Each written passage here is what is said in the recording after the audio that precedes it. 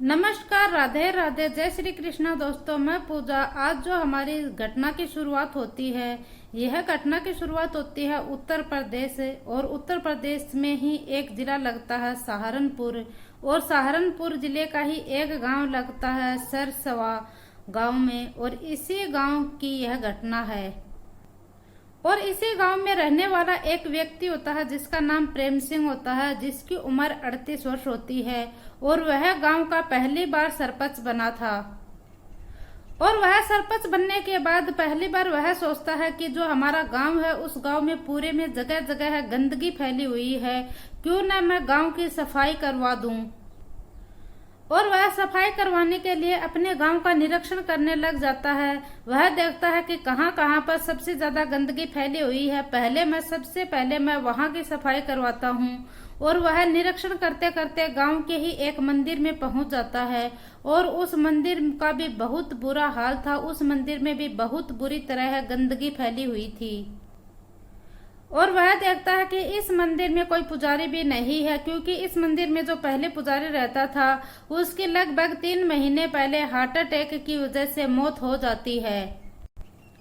और फिर ये जो सरपंच प्रेम सिंह है, यह सोचता है कि मंदिर में तो बहुत ज्यादा गंदगी फैली हुई है। सबसे पहले तो मैं मंदिर की सफाई कराऊंगा। और सबसे पहले इस मंदिर की सफाई कर इसका ही इलाज करवाना पड़ेगा। यहाँ पर बहुत ज्यादा गंदगी फैली हुई है। और वह फिर यह भी देखता है कि जो मंदिर के बाहर की 4 दीवारी थी, वह 4 दीवारी भी ज्यादा ऊंची नहीं थी। जो गांव के कुत्ते थे वह दीवार लांग कर मंदिर के अंदर घुस जाया करते थे। और फिर यह जो सरपंच है, यह किसी मिस्त्री की व्यवस्था करता है और जो इसकी 4 दीवारी है उसको भी ऊंची करवाता है। और फिर इसके पास एक ऑप्शन और था। यह सोचता है कि मैं क्यों ना इस मंदिर में एक पुजारी की व्यवस्था भी कर दूं, जिससे मंदिर में साफ सफाई भी होती रहेगी और इसमें पूजा पाठ भी आज टाइम पर होती रहेगी। और फिर जैसे ही यहाँ का जो काम है वह समाप्त होता है, उसके बाद जो सरपंच था प्रेम सिंह, वह जो मंदिर का पुजारी है उसकी व्यवस्था में जुट जाता है। वह 2-3 दिन हो गए उसके मंदिर की पुजारी की व्यवस्था में जुटे हुए, लेकिन उसको कहीं पर कोई मंदिर के पुजारी की व्यवस्था नहीं होती है।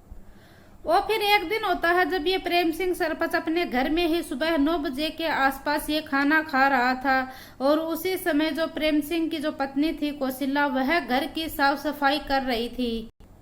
और फिर जो कौशिला है, ये घर की सफाई करते करते यह घर के स्टोर रूम में पहुंच जाती है। सफाई करते करते जैसे ही ये कौशिला स्टोर रूम में पहुंचती है तो स्टोर रूम में एक सांप है, वह पहले से ही छिपा बैठा था। और जो कौशिला देवी है उसकी सफाई करते करते उस सांप के ऊपर पैर टिक जाता है और वह सांप है वह कौशिला देवी को काट लेता है।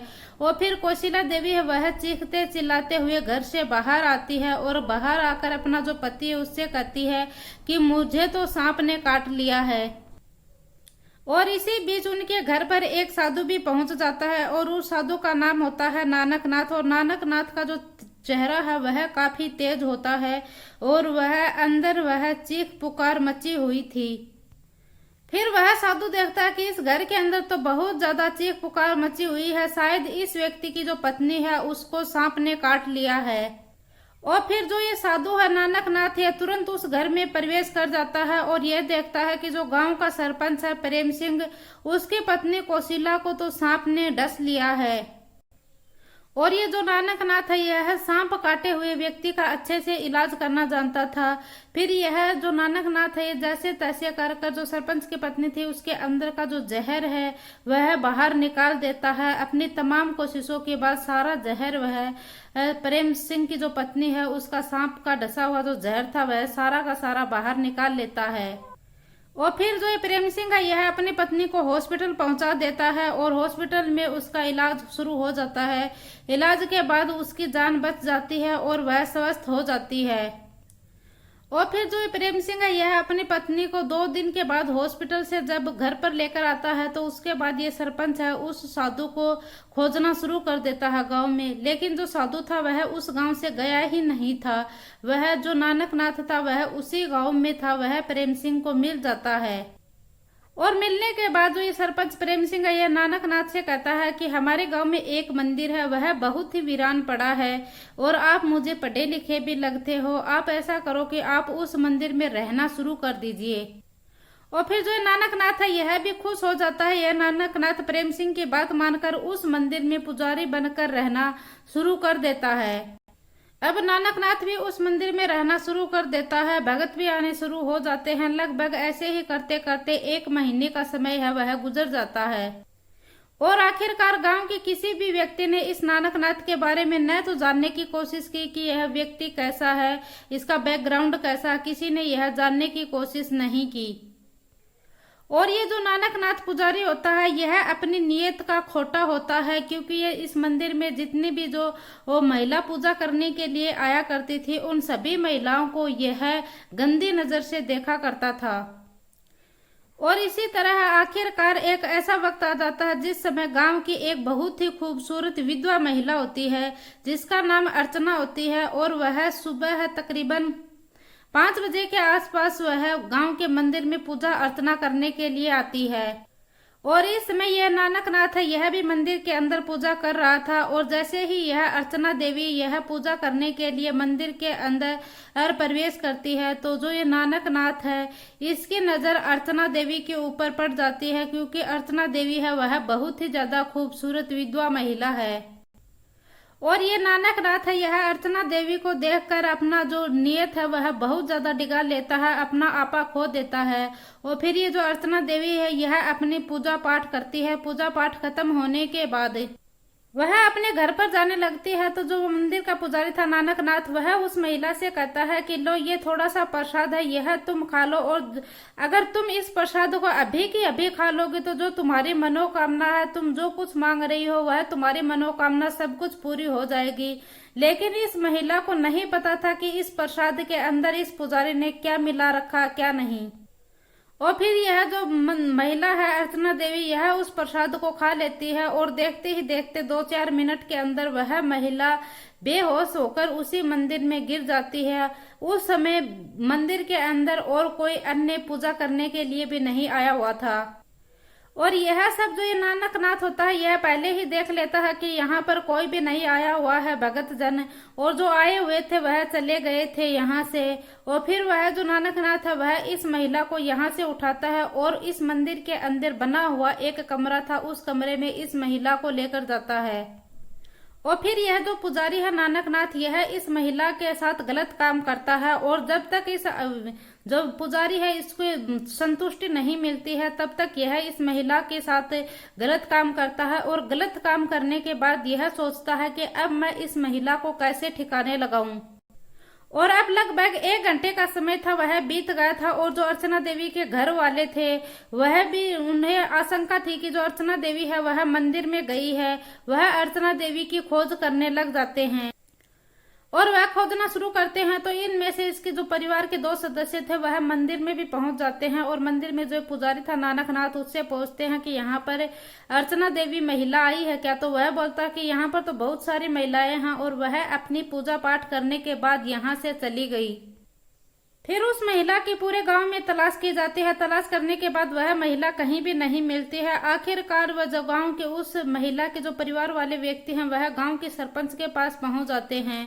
जो गांव का सरपंच होता है प्रेम सिंह उसके पास पहुंच जाते हैं और उसे कहते हैं कि हमारी जो महिला थी अर्चना देवी वह मंदिर में पूजा करने के लिए गई थी, लेकिन उसके बाद वह घर पर नहीं लौटी है। फिर जब प्रेम सिंह यह बात सुनता है तो प्रेम सिंह यह बात सुनने के बाद वह मंदिर में पहुंचता है और जो पुजारी होता है नानकनाथ उससे और प्रेम सिंह है वह नानकनाथ से कहता है कि यहाँ पर हमारे गांव की एक महिला है जिसका नाम अर्चना देवी है, वह यहाँ पर पूजा पाठ करने के लिए आई है। अगर तुमने उसे देखा है तो तुम उससे हमें बता दो। जो लेकिन ये पुजारी था यह नानकनाथ यह उनसे झूठ बोल देता है। यह कहता है कि मैंने तो ऐसी किसी महिला को नहीं देखी। फिर लेकिन जो ये गांव का सरपंच था इस गांव के सरपंच की उस पुजारी के ऊपर पूरा विश्वास था, क्योंकि इस पुजारी ने इस सरपंच की जो पत्नी थी उसकी सांप काटने से मौत होने वाली थी उसकी जान बचाई थी। और फिर यह सरपंच यह उसके जो अर्चना देवी है उसके घर वालों को कह देता है कि जो अर्चना देवी है यह विधवा थी और यह किसी व्यक्ति के साथ भाग गई लगती है।